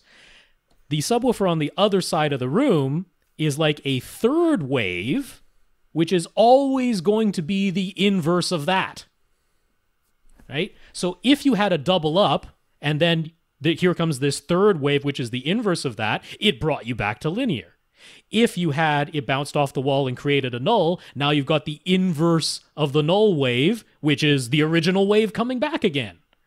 So that's the explanation of how the subwoofer on the opposite side of the room prevents you from having the room mode. You can think of it like three waves. There's the original wave plus the reflected wave plus the third wave coming from the second subwoofer, which is always perfectly the inverse of the other two. So whatever the situation was, it brings you back to linear. It either brings you back to the original wave that you wanted, or it takes what was a doubled up wave and cancels one of those to bring you back to the original wave. So it's not fully accurate because, of course, we got 3 dimensions to deal with. Right. We have, oddities in the walls. The walls aren't perfect reflectors. All this stuff comes into it. But that's the basic reason why the two subwoofers directly across the room from one another work to cancel out the room modes. It's like having 3 waves instead of 2. There you go. Yeah. Oh, where does the 3 dB increase come from? Right. Wanted to know that. So yeah. You still have these 3 waves that are going. So remember, the at one point those waves are interacting, but they pass right through each other as though they don't exist. So they're just traveling back and forth across your room, back and forth across your room. Now, if you had 2 of them side by side, you'd expect a doubling of the sound, this 6 decibel increase. You put them on opposite sides of the room, and you still have all the distance losses, absorption losses throughout your room, all of that stuff. So you're getting an overall increase in volume. You have more sound pressure in this room, but that sound pressure isn't all originating from one point. It's originating from 2 points that are across the room from one another, with you somewhere in between them. So the whole sound pressure of the room went up, but you're still getting all the distance losses and everything. So it's not a 6 decibel increase, it's a 3 decibel increase. But overall, the pressure went up. And there's the white papers and stuff that were written by Floyd O'Toole. By Harmon, Toole yeah. And Harmon. It's not actually Floyd Toole, it's Sean Olive and Todd Welty, right. But from Harmon there, yeah. From his, based on his research. So you can look a lot of that stuff up as far as how this stuff works as well. And it gets technical and hard to decipher. But if you're really into it, it'll explain to you exactly how putting multiple subs in a room works and how their modeling, showed it would work, and how their in-room tests bore out their predictions based on the modeling, the computer modeling they did. We'll do one more question, then we're done. Okay. Keith is trying to decide between a 65-inch LG OLED or a 75-inch Sony LCD. His theater is 16 feet wide and 19 feet long. He has 2 rows of seats, 4 seats per row. The first row is 8.5 feet from the front wall, and the second row is 15 feet from the front wall. But he uses an articulating wall mount that extends the TV 3 feet from the front wall. So his front row can be as close as 5.5 feet from eyes to screen. He has a 65-inch Samsung LCD right now. It was one of the earlier models that used Samsung's Evolution kit to add HDR10 support.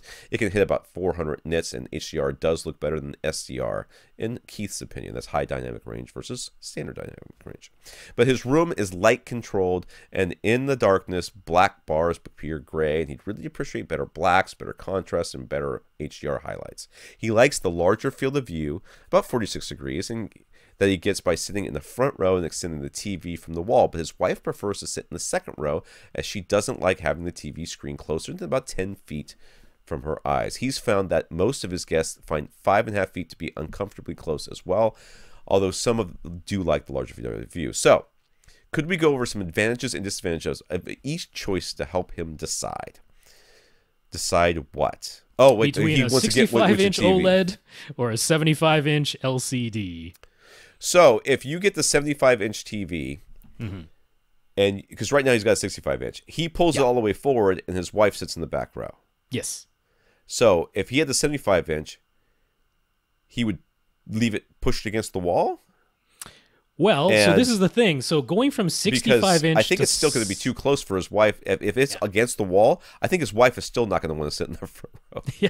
Yeah, if you I go think from that's the 65 problem. inch to 75 inch, Yeah. if you want to retain the same field of view that you enjoy sitting, so Keith is sitting in the front row, pulling the TV 3 feet closer to him. It's only 5.5 feet away from his eyes, right? With a 65 inch. If you want to have that exact same field of view with a 75 inch TV, the TV will be 6.5 feet away from your eyes instead of 5.5 feet. Oh, It's still pretty darn close. It can be a foot further away, but it's not getting anywhere close to 10 feet away from your eyes, which means your wife's still sitting in the second row while you sit in the first row, and you pulled the TV 2 feet away from the front wall instead of 3 feet away from the front wall. But I'm not seeing the gigantic difference here, right? You get me? Like, I'm not seeing how this really affects anything. I don't think anything's going to, I mean, no matter what, he's going to want it to be closer than his wife's going to want it to be. Yeah. Right? So if 65 inches does the trick for them as of now, and The OLED looks better. The OLED looks better, then why would you go with anything else? Because if you get a screen that's big enough, let's just say that you got a screen that's big enough that it could sit right on the front wall with none of this articulated mount garbage, and you're comfortable with it, your wife is not going to be sitting next to you. Yeah. Because you want it to be a lot closer than I think most people want it to be. That's even closer than I'm comfortable with, and that's saying something.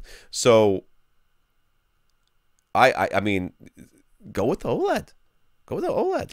Yeah, I mean, if it's gonna be this close to you anyway, I mean, the OLED has all the picture features that you want. I mean, it's down to the pixel, right? We're not talking about local dimming with even several hundred zones of local dimming. This is every single pixel is individually controllable. The blacks are perfect. Like, you can't get any blacker. The image quality of the OLED makes it worthwhile, and going to the larger size, I don't think it gets you any of the things you wanted. What does he want? I don't understand from the question what he wants. Does he want a magical screen that allow him to sit next to his wife and be as big as he wants? You know what you need, dude? Magnifying glasses. Well, I'm not a joking. projection setup, right? I mean, How is that going to make any difference? A projection setup. If it's I big guess enough he could for him, move his seats. I don't know. if it's big enough for him, it's too small for his wife or too big for his wife. Well, If his it's- wife doesn't object to the field of view. She objects to the TV literally being only 5.5 feet away from her eyes. Right? So you could put a projection screen on the front wall, move your front row back to 10 feet away from the front wall, move the second row back to, I dispute that. Is that because I didn't read that in that question? Yeah, that no, it she was didn't. The She doesn't object. She doesn't to the mind field the field of view. view. Yeah, she objects to the screen being only 5.5 feet away from her eyes. She's like, the screen is just too close to me. If it's 10 feet away but the same field of view, that's okay. But what I'm saying is that's not true. The 75-inch screen only gets you to 6.5 feet. So what did that get? I hear what you're saying. So so your solution here is a project. If, and I'd say this is a big if. Yes, she may say that's just too close to me. But let's say we get you a screen that you could put 10 feet away from you. Yeah. A projection screen that you're comfortable with. I'm feeling your wife's still not going to be comfortable with it. Possibly. I that is my prediction. I might be wrong, and you can ask my wife. I am wrong all the frickin' time. So she will be happy to tell you in detail all the times I have been wrong about things just today. So I have a feeling that she is not going to. No, this is not a situation of, my mom told me if I sit too close to a screen, the photons are going to come out and make me blind. I don't think that's what this is. I think this is it just feels so close. I have to go this. Yeah. So I'm going to sit in the back row. I get that. I think that it's going to feel so close. It's going to be too big no matter what. But your answer is not a larger flat panel. Your answer is a projection setup. Yeah. Going to the 75 doesn't make sense to me. I don't think it gets you where you want to be. Plus, there are some really nice looking 75-inch LCDs. I'm not saying that, but the OLED is still better. It's still better. So if you're not going to get the whole seating distance field of view thing that you want from going to 75 inches, and you have to take even a small hit on the picture quality, why do that? Why not just get the best picture quality? That's the OLED. Yeah. All right. So everybody else is going to answer next week. You want to tell everybody who we're answering next week? Yes, sir. So we got first. Infinite Gary. That's first up, but it's a short question, so that's okay. Travis has a short question as well. Ted is back. That is Ted. Our Ted. Who made our music. Hey, Ted. We haven't mentioned that in a long time. Ted made the music at the end of our podcast. That's his music. At the beginning of the podcast. Do you remember that? Wasn't that some thing you found?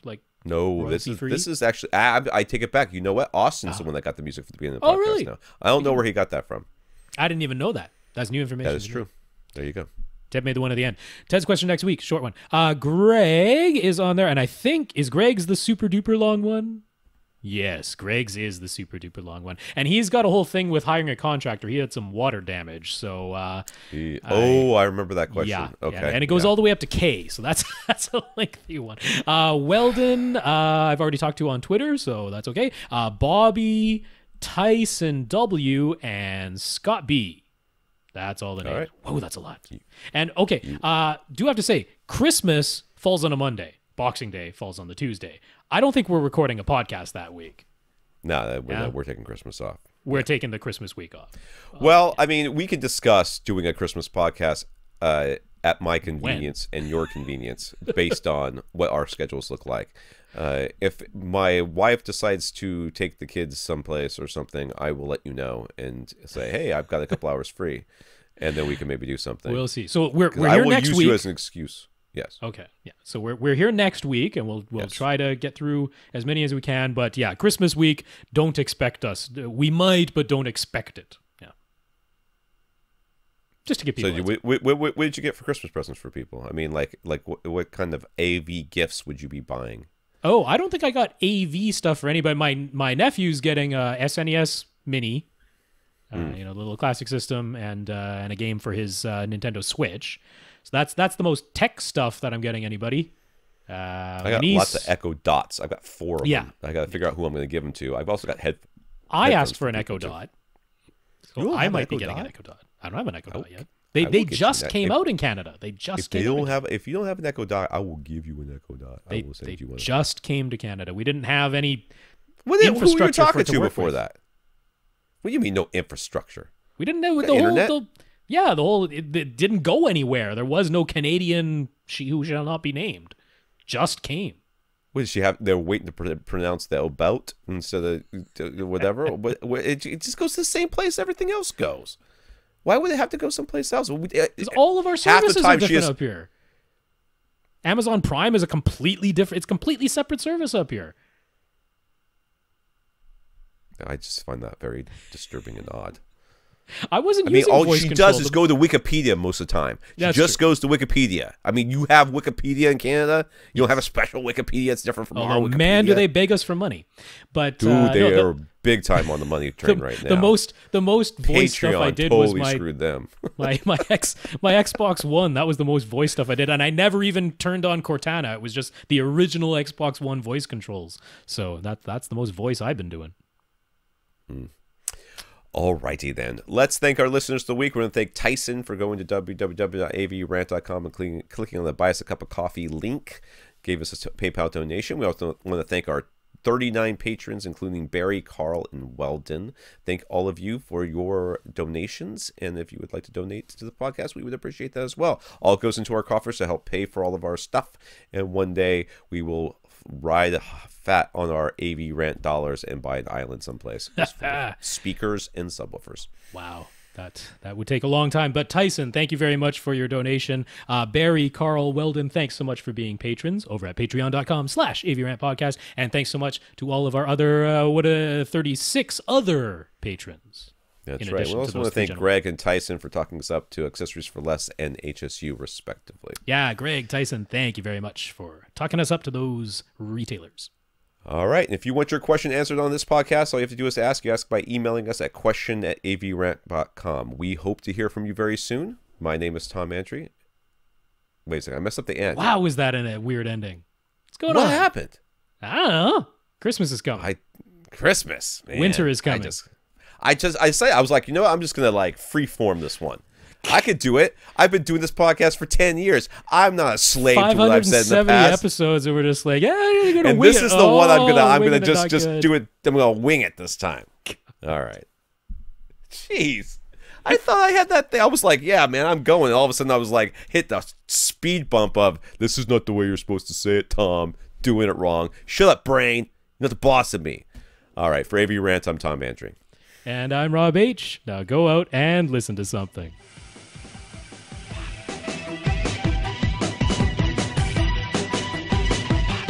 Want your question answered? Send it to question@avrant.com.